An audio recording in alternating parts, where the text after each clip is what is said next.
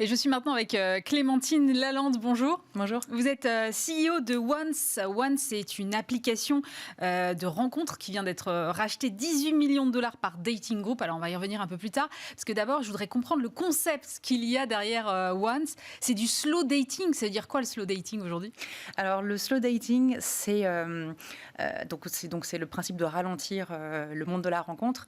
Le monde de la rencontre aujourd'hui, c'est beaucoup le swipe, donc ce mécanisme qui permet de passer très rapidement d'un profil à l'autre, qui est donc Tinder et les autres, voilà, qui a l'avantage très certain de faire une espèce d'énorme catalogue gigantesque de célibataires, mais qui crée plein de problèmes à l'usage, hommes et femmes, parce que trop de profils, trop de notifications, trop de sollicitations, aussi des angoisses. Et si le bon ou la bonne était à l'intérieur de cette liste gigantesque ? Comment je m'y retrouve ? Comment je m'y retrouve ? Donc, le principe de One, c'était de dire, OK, est-ce qu'on peut juste reprendre un peu les basiques pour se rencontrer ? Il faut du temps. Il faut Mais on est encore capable de l'entendre, ça, aujourd'hui, qu'il faut du temps.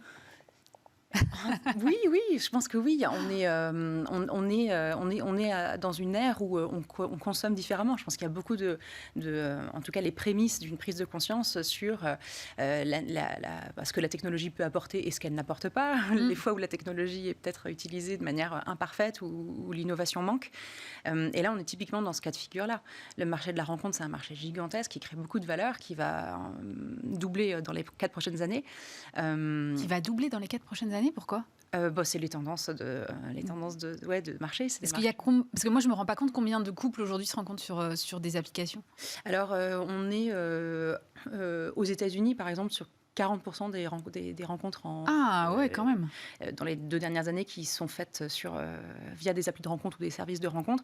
C'est 60% pour les couples du même sexe. C'est un peu moins en Europe où on est encore un peu sur un marché plus jeune. Et c'est surtout un marché qui est encore en pleine progression. Mais c'est un marché qui est aussi ultra concurrentiel, vous le disiez. Donc vous avez pris ce pari-là. Qu'est-ce qui vous différencie exactement alors de Mythique, de Tinder, des autres grands acteurs du secteur ? Alors d'où notre positionnement, et c'est venu vraiment de ce constat de gens qui étaient en burn-out de Tinder. Enfin vraiment, c'était ça l'idée. Et d'ailleurs, c'était souvent un constat de femmes. Ouais. C'est-à-dire ce sentiment de se faire spammer, donc recevoir trop de notifications. Vous avez 863 matchs. Oula. Ce qui peut avoir, pendant les 2 premières minutes, un aspect gratifiant, mais juste après, devient juste très angoissant, en fait. Ouais. Et donc, notre positionnement chez Once, du slow dating, c'est vraiment exactement au milieu entre les apps de swiping, donc Tinder et autres, et les Mythiques ou Match dans d'autres pays, qui sont clairement destinés à des populations un peu plus âgées. Donc nous, notre âge moyen sur l'application des utilisateurs et tristes, c'est 29 ans. D'accord. Et alors du coup, vous me dites, on n'a pas 860 matchs par jour. Vous en avez combien sur Once ? Alors sur Once, on a un match par jour. Chaque jour à midi, on crée des centaines de milliers ou des millions de couples qui vont se rencontrer à midi. Voilà. Ils vont chacun décider s'ils s'aiment ou pas, et puis s'ils ont envie d'engager la conversation. Est-ce que vous avez eu des effets du confinement là, sur la fréquentation de votre application ? Alors, on a constaté sur Once, et on n'est pas les seuls, qu'après une semaine de sidération, après l'annonce des confinements en Europe, donc on est présent dans 10 pays en Europe, les courbes ont très vite commencé à augmenter. On est sur à peu près entre plus 30 et plus 40% d'activité sur les 2 périodes de confinement par rapport aux mois comparables des années précédentes. Ça vaut sur toutes les métriques d'activité. Donc, plus de gens qui parlent à plus de monde, qui restent plus longtemps avec des conversations plus longues. Mais comment ils font les gens là en ce moment pour se rencontrer dans la vraie vie ? Puisqu'à un moment, les applis, c'est bien joli, mais on a envie de voir la personne en vrai. Donc comment ça se passe ? Parce qu'il n'y a pas de lieu public, à part les parcs peut-être, mais en cette saison, c'est un peu compliqué.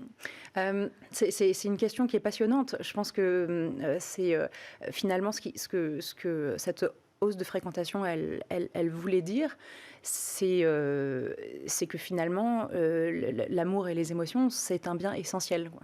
C'est-à-dire que les célibataires confinés, c'était un peu la double peine pour eux.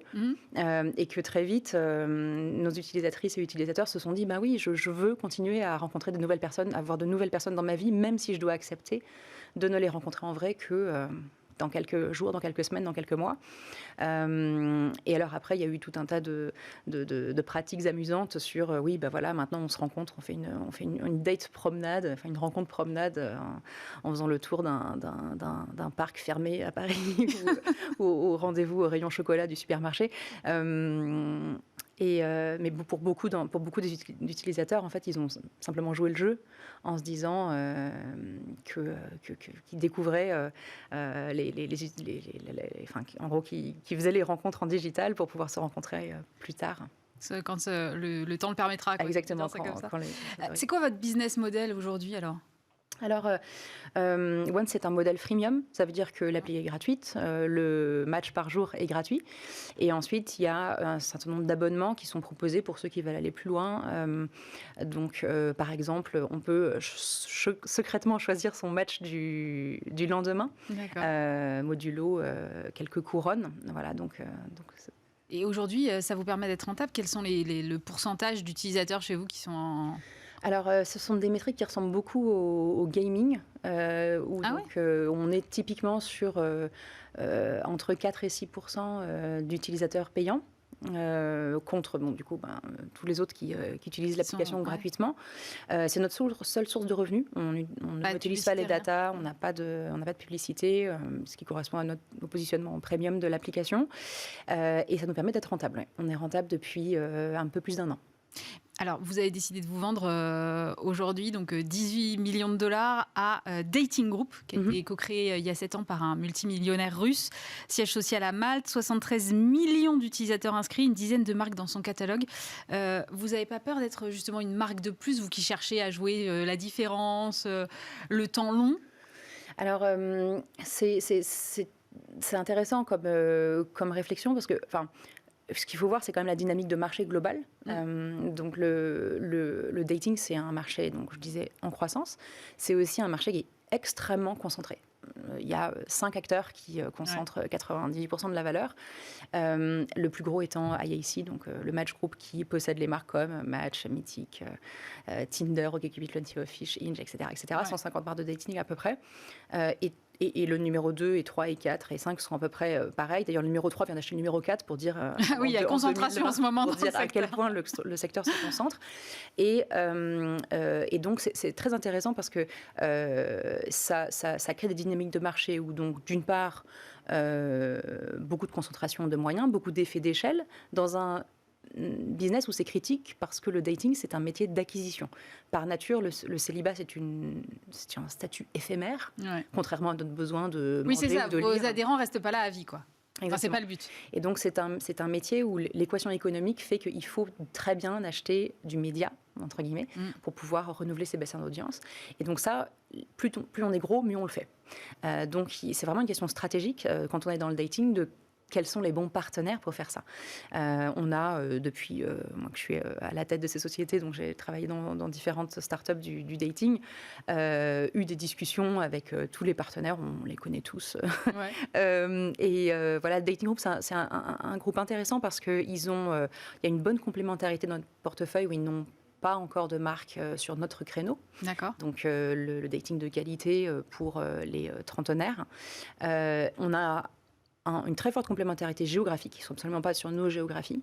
Et puis, par ailleurs, ils ont la taille qui va nous permettre d'accéder à d'autres types de moyens et d'autres types d'échelles. Voilà. C'est quoi l'idée ? C'est d'aller plus loin à l'international ? Là, vous me disiez, vous êtes présent dans une dizaine de pays, c'est d'aller se développer encore ailleurs ? Oui, alors ça fait partie des plans. Ensuite, le Dating Group, par exemple, dans ses dernières innovations, a en fait lancé un fonds de venture de plusieurs dizaines de millions de dollars pour catalyser l'innovation et typiquement créer le prochain mécanisme après le swipe. Donc, il y a vraiment une réflexion produit aussi. Hein. Quelles sont les innovations, tout en restant évidemment fidèle à cette philosophie. Il y a de la place encore pour l'innovation, parce qu'on a l'impression que c'est basique finalement les rencontres. Alors c'est basique et en même temps c'est tellement essentiel. Donc, ce que je vous disais tout à l'heure off, on a des applications qui nous permettent de faire des trucs de fou sur nos téléphones. Évidemment qu'il faut que l'innovation soit au service de l'amour et des émotions. Donc il y a quelque chose de très intéressant qui s'est passé en 2020 par exemple, c'est que toutes les applications ont intégré la vidéo. C'était pas le cas avant. Ah ouais. C'était plutôt. Ça me paraît dingue. Alors ça paraît dingue, mais alors je dis pas que la vidéo est une innovation, hein, c'est parce qu'évidemment. Non. Mais en revanche, ça ne l'était pas, ou alors c'était cantonné à une certaine partie du marché qu'on va appeler le dating léger, si vous voyez ce que je veux dire. D'accord. Et donc typiquement, c'est très intéressant de voir comment est-ce que des applications qui sont vraiment dans le domaine des belles rencontres et de l'émotion ont quand même intégré la vidéo, et comment est-ce qu'elles l'ont intégrée. Parce que finalement, c'est quoi le rôle de ces applis? C'est de créer une nouvelle manière de se rencontrer. Avant, on allait dans un bar et on tapait sur l'épaule de quelqu'un, ou c'était le copain d'un copain d'un copain. Ouais. Aujourd'hui, ces rencontres par réseau, elles sont en régression, et on se rencontre de plus en plus de manière digitale. Donc, heureusement qu'il y a l'innovation. Heureusement qu'on n'est pas condamné à éplucher un catalogue sans fin, enfin, je veux dire, et à répondre. Il y a des gens qui se font des tendinites du pouce droit. Enfin, Ah ouais, juste le fait de swiper. Oui, vraiment, vraiment. Ou qui développent des bots pour swiper pour eux. Enfin, donc heureusement. Mais c'est triste. Oui. Enfin, pardon, je ne devrais pas dire ça, mais je trouve ça triste. Le bot qui swipe pour vous.